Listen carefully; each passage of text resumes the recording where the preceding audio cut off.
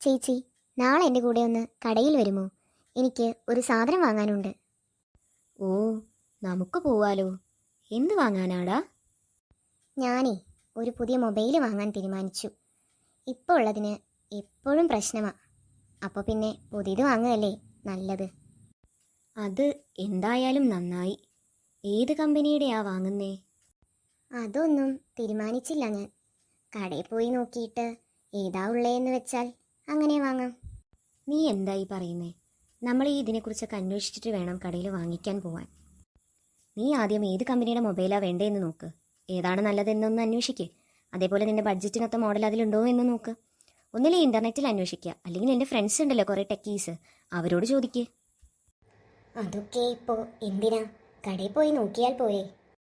അങ്ങനെയല്ല, ഒരു സാധനം വാങ്ങിക്കാൻ പോകുന്ന നേരത്ത് അതിനെക്കുറിച്ച് വ്യക്തമായി അന്വേഷിച്ചിട്ട് വേണം നമ്മൾ പോകാനായിട്ട്. എന്നാൽ മാത്രമേ നമുക്ക് കൃത്യമായി ഒരു തീരുമാനമെടുത്ത് സാധനം വാങ്ങിക്കാൻ സാധിക്കുകയുള്ളൂ. ഓക്കെ ചേച്ചി, എന്നാൽ പിന്നെ അങ്ങനെ ആവട്ടെ.